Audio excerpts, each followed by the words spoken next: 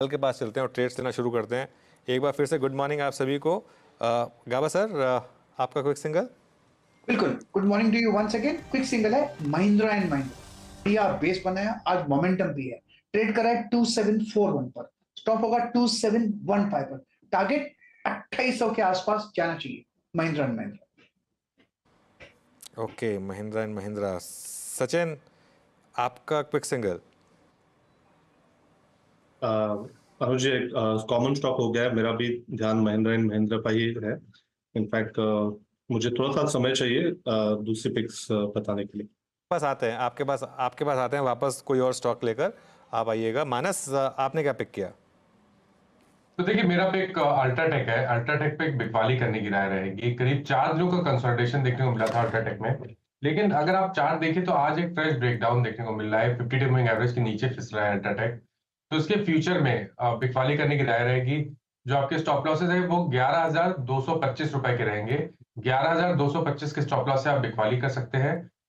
नीचे की तरफ 10,950 तक के टारगेट, 10,950 तक के टारगेट आपको देखने को मिल सकते हैं अल्ट्राटेक के फ्यूचर में। तो यहाँ पर बिकवाली करिए, और या तो 11,100 का पुट ऑप्शन जो 187 पे ट्रेड हो रहा है, वहां पर 134 के स्टॉप लॉस से खरीदारी करनी चाहिए, और आपके टारगेट इस ऑप्शन में 285 रुपए के रहेंगे।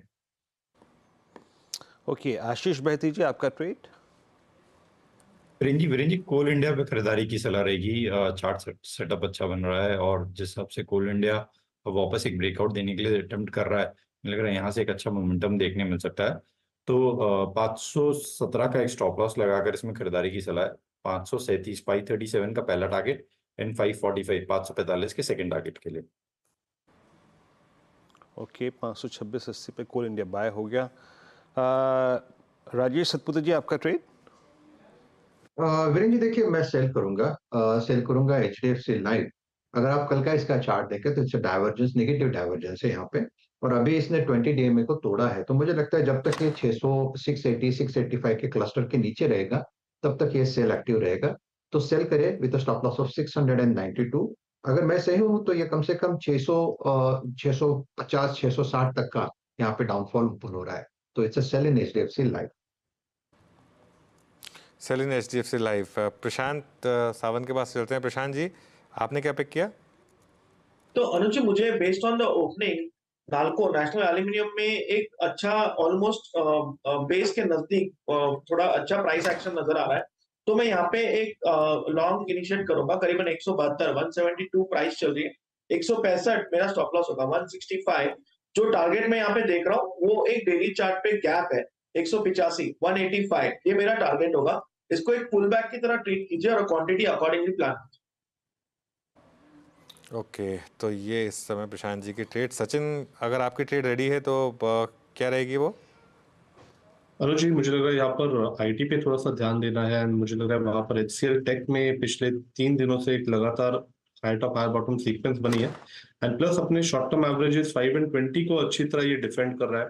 जिस तरीके से क्लस्टर ऑफ सपोर्ट था 1600 के आसपास, वहीं पे एक ओपनिंग हुई है एंड एक ओपन लो एग्जिबिट हुआ है 1595 पे। तो स्टॉप लॉस आपको 1595 पे ही लगाना है एंड अभी भी मोमेंटम चेस करने की तरह होगी। इंट्राडे टारगेट होगा HCL टेक में 1635 का। पोजिशनली मुझे लग रहा है वापस एक अच्छा स्विंग बन सकता है 1670 तक का।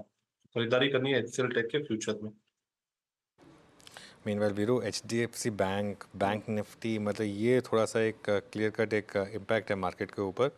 आज भी देखिए आप, बैंक निफ्टी जो है वो बिल्कुल भी टिकने को तैयार नहीं है हाई लेवल पे। हालांकि आज HDFC बैंक प्रेशर नहीं डाल रहा है, आज ICICI बैंक का प्रेशर है। आज पूरा का पूरा प्रेशर ICICI बैंक की वजह से। तो कल तो आप कह सकते थे कि चलिए ठीक है, फिर भी आपने उसको ब्लेम कर दिया HDFC बैंक को। आज तो बेचारा फिर भी सपोर्ट कर रहा है, 60 पॉइंट का कंट्रीब्यूशन दिखा रहा है आपको। एक बार ICICI बैंक का इंटरडे चार्ट लेकर आइए आप जरा स्क्रीन पर। ICICI बैंक का इंटरडे चार्ट आएगा आपकी स्क्रीन पर, और यहाँ पर आज काफ़ी सेलिंग प्रेशर है।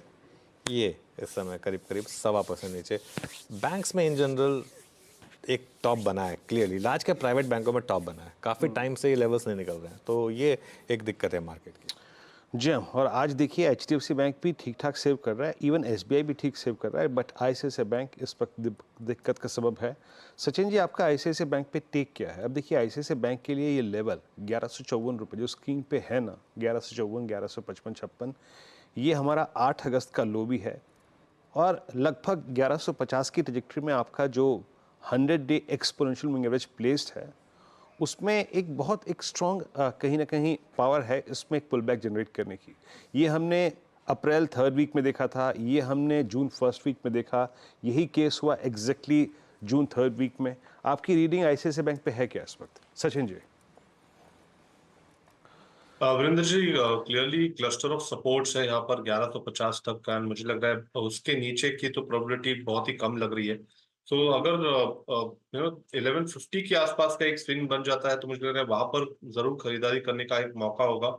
इसके 30 मिनट चार्ट्स पे अभी भी RSI 35 के आसपास प्लेस्ड है, तो जिस तरीके से ओवरऑल डेवलपमेंट्स है मुझे लग रहा है थोड़े से यहाँ पर स्लिपेजेस हो सकते हैं, बट 1150 के आसपास मुझे लग रहा है खरीदारी करनी चाहिए। बट यहाँ पर शॉर्ट्स की मैं रिकमेंडेशन बिल्कुल नहीं दूंगा। मुझे लग रहा है कहीं जाकर एक अच्छा टर्न अराउंड जल्दी इस पर्टिकुलर स्टॉक में एग्जिबिट होगा, तो यहाँ पर फिलहाल अवॉइड करने की सलाह होगी। पर 1150 के नजदीक आ जाता है तो डेफिनेटली एक ट्रेड बन सकता है on the positive side. Okay, बिल्कुल। धर्मेश जी, क्या करें लार्ज प्राइवेट बैंक्स में, क्योंकि ये एक स्पेस है जो क्लियरली मार्केट के लिए अब थोड़ा सा नेगेटिव फैक्टर बन गई है। बिल्कुल अनुज, अगर आप देखिए यहाँ तक नतीजों का सवाल था, नंबर्स है, सबसे बेस्ट नंबर्स इनके ही रहते हैं। इस बार भी 500 कंपनी को जो एग्रीगेट किया तो 20% का जो पैट ग्रोथ आया ईयर ऑन ईयर वो बैंकिंग स्पेस से आया, उसमें प्राइवेट बैंक का भी काफ़ी बड़ा योगदान रहा था। मुझे ऐसा लग रहा है कि ये जो लिक्विडिटी आउटफ्लो हो रही है एफआईज डेक्स से या HNI डेक्स से जो थोड़ी बहुत प्रॉफिट टेकिंग चली है, तो ये बैंक सबसे ओवरऑल्ड है। सबके पास अगर आपको प्रॉफिट बुक करना है तो यहाँ पे एक ईजी लिक्विडिटी में प्रॉफिट बुक हो जाती है। मिड एंड स्मॉल कैप में थोड़ा डिफिकल्ट हो जाता है क्योंकि इम्पैक्ट कॉस्ट काफ़ी भारी हो जाता है। तो थोड़ा स्ट्रैटेजिक मूवमेंट चल रहा है। प्लेसिंग ऑफ सेंसिंग के मार्केट 1-2 महीने के लिए हो सकता है थोड़ा ख़राब रहे और आप लिक्विड में आके री इन्वेस्ट करने के लिए अगर आप कुशन बनाना चाहते हैं तो वो चल रहा है। स्ट्रक्चरली फंडामेंटली अभी तक जितने भी नतीजे आए हैं वहाँ पर कहीं भी अलार्म बेल तो नहीं दिखे। हाँ, थोड़ा बहुत रिटेल लोन को लेकर जरूर कंसर्न था, तो वहाँ पे जैसे SBI का आपने देखा या NBFC स्पेस में थोड़ा वो देख रहे हैं, कल मुथूट फाइनेंस का भी जो स्लिपेज बढ़ के आया है, तो डेट कंसर्न इज, बट वो मैनेजेबल कंसर्न है, उसको लेकर के काफ़ी बड़ा अंडर परफॉर्मेंस होना नहीं चाहिए। तो मेरी सलाह यही है कि अच्छे बैंक्स चुने प्राइवेट में और इस गिरावट का फायदा उठाए। जैसे शुरुआत में भी मैंने कहा था 66% गिरता ICICI बैंक, मैक्सिमम उससे ज़्यादा डैमेज दिखता नहीं है, तो वहाँ SIP बोर्ड में से एक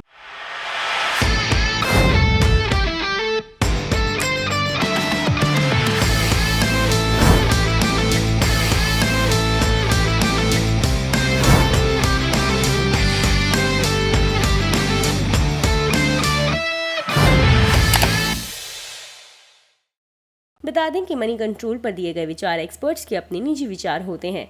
वेबसाइट या मैनेजमेंट इसके लिए उत्तरदायी नहीं है।